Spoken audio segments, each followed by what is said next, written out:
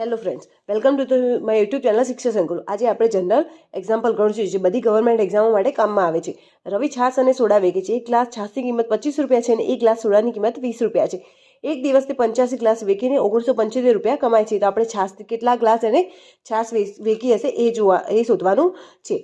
તો છાશની કિંમત છે, છાશ એક ગ્લાસ 25 રૂપિયાનો છે અને સોડા કેટલાનો છે, 20 રૂપિયાનો.